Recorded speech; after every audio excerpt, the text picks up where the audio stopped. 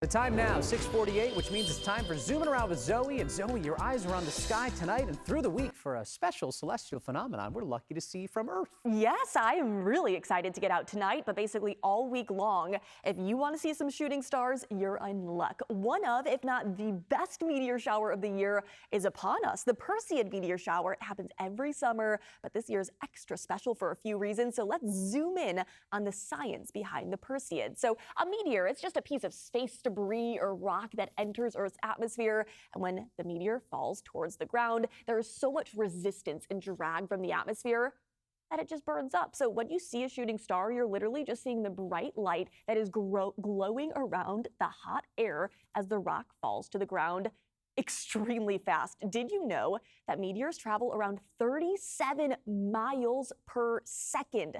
That equates to about 133,000 miles per hour. So they are really, really fast moving. And the reason that we get meteor showers is all because of comets. Comets are just a big space rock that revolves around the sun, just like the Earth revolves around the sun.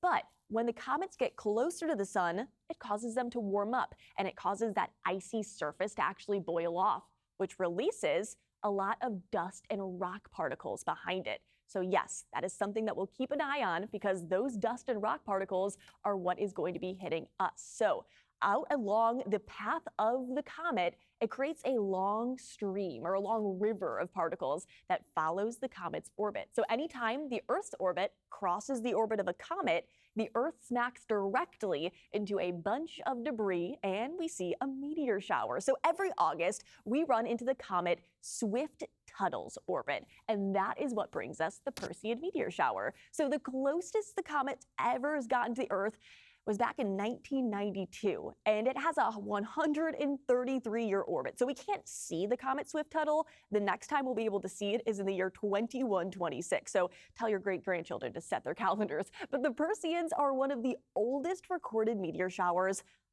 on records. They date back over 2,000 years.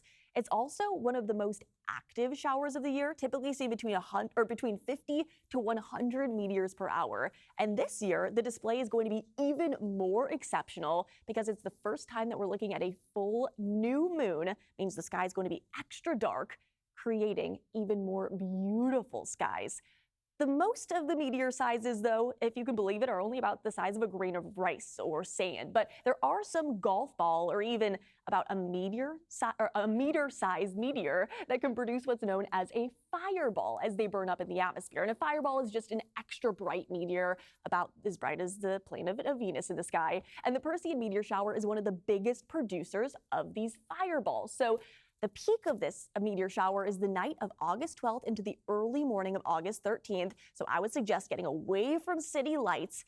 Doesn't have to be the night of August 12th to August 13th, though. I'm heading out tonight and tomorrow night to try to check it out, looking towards the northeastern horizon. Overall, though, it is going to be a really, really perfect viewing conditions because tonight we are not seeing a whole lot of cloud coverage in the Bay Area, which doesn't happen too often in the month of August for us. And that was my big question.